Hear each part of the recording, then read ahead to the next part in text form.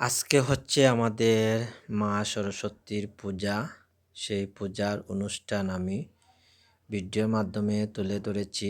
আপনারা অবশ্যই শুরু থেকে শেষ পর্যন্ত কন্টিনিউ আমার এই ভিডিওটা দেখবেন এবং দেখার জন্য অনুরোধ করছি, কারণ ভিডিওটা কিন্তু অনেক লং হবে। সেই জন্য একটু ধৈর্য সহকারে আপনারা ভিডিওটা অবশ্যই দেখবেন। ভালো লাগলে কমেন্ট করবেন, শেয়ার করবেন।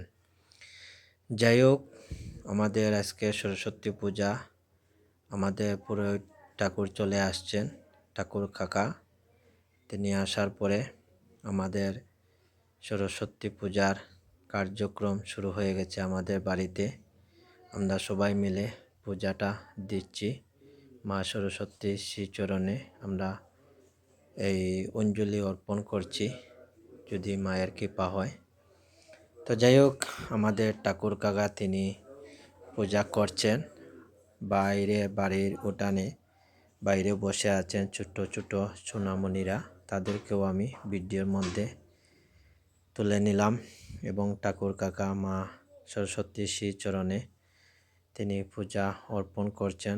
ওনার মন্ত্র দ্বারা দিয়ে উনি পূজা দিচ্ছেন, মার শ্রীচরণে ফুল নিবেদন করছেন, পূজা মন্ত্র তিনি করছেন। আমরা তো আর সব কিছু পারি না, আমরা ঠাকুরদেরকে দিয়ে এইসব করাতে হয়, কারণ সব প্রতিটা ধর্মের এই প্রতি সিস্টেম আছে। তো যাই হোক, আমি এখানে মার শ্রীচরণে দণ্ডবোধ দিচ্ছি এবং এখানে অনেকেই আছে, সবাইকেও আমি ভিডিওর মাধ্যমে তুলে ধরার চেষ্টা করছি। যাই হোক, পূজার মাঝে আমাদের যজ্ঞ করতে হয়। সেই যজ্ঞ মন্ত্র দ্বারা দিয়ে তিনি যজ্ঞ করে যাচ্ছেন আমাদের ঠাকুর কাকা। তিনি মন্ত্রের মাধ্যমে যজ্ঞ করছেন। যজ্ঞের মধ্যে যারা হিন্দু সম্প্রদায় আছে তারা অবশ্যই বুঝতে পারবেন।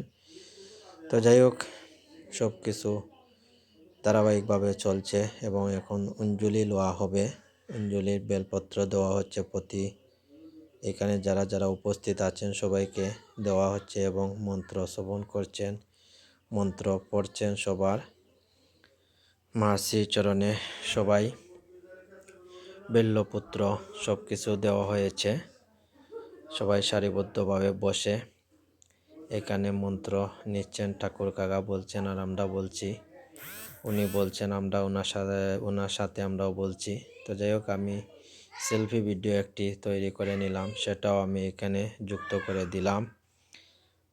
পরিশেষে পূজা শেষ হওয়ার পরে আমরা সারিবদ্ধভাবে বসে দাঁড়িয়ে যার যেরকম ইচ্ছা আমরা আনন্দ উল্লাসে আমরা প্রসাদ খাচ্ছি এবং সবাই সারিবদ্ধভাবে ছোটমণিরা বসে আছেন এখানে, সবাই সারিবদ্ধভাবে খাচ্ছে। আমরা তো দাঁড়িয়ে দাঁড়িয়ে মজা করছি, খাচ্ছি, আনন্দ উৎসাহ করছি।